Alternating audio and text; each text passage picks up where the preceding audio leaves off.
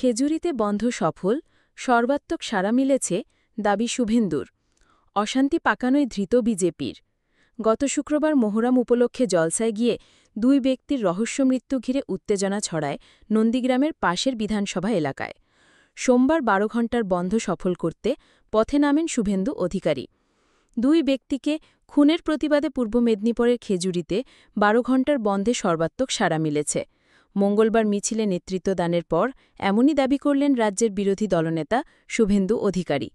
নন্দীগ্রামের বিধায়ক জানালেন, মানুষের সর্বাত্মক সাড়া মিলেছে। অন্যদিকে পুলিশ সূত্রে খবর, মিছিল থেকে মোট ৮ বিজেপি কর্মীকে গ্রেফতার করা হয়েছে।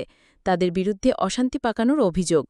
গত শুক্রবার মহরম উপলক্ষে জলসায় গিয়ে দুই ব্যক্তির রহস্য মৃত্যু ঘিরে উত্তেজনা ছড়ায় নন্দীগ্রামের পাশের বিধানসভা এলাকায়।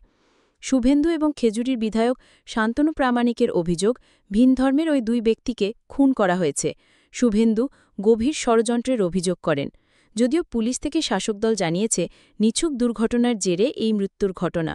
প্রাথমিকভাবে বিদ্যুৎস্পৃষ্ট হয়ে প্রাণ হারানোর তথ্য জানা যাচ্ছে। খুনের প্রতিবাদে বিজেপি এবং হিন্দুত্ববাদী সংগঠনগুলি সোমবার ১২ ঘণ্টার বন্ধ সফল করতে পথে নামে। জনকা থেকে বিদ্যাপীঠ মোড় পর্যন্ত মিছিলে নেতৃত্ব দেন নন্দীগ্রামের বিধায়ক শুভেন্দু।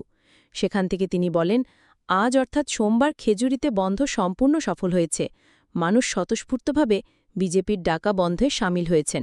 তার সংযোজন, মৃত ব্যক্তিদের পরিবারকে সব রকম আইনি সহায়তা প্রদান করা হবে। দুই পরিবারকে বিজেপির তরফে আর্থিক সাহায্য করব। সকাল থেকে হেড়িয়া থেকে খেজুরির রাস্তা ঘিরে রেখেছিলেন বিজেপির কর্মী সমর্থকেরা। থানা ও বিডিও অফিসের অদূরে জনকা মোড়ে বিক্ষোভ দেখান বিজেপি কর্মীরা। বন্ধ সমর্থকদের সঙ্গে পুলিশের সংঘর্ষ হয়, আটক করা হয় বেশ কয়েকজনকে।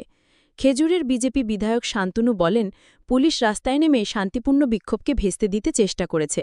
বিজেপি সমর্থকদের একাধিক জায়গায় হেনস্থা করা হয়েছে, কিন্তু যারা বিনা অনুমতিতে জলসার আয়োজন করেছিল, সেই কমিটির একজনকেও এখনও পর্যন্ত পুলিশ গ্রেফতার করতে পারেনি।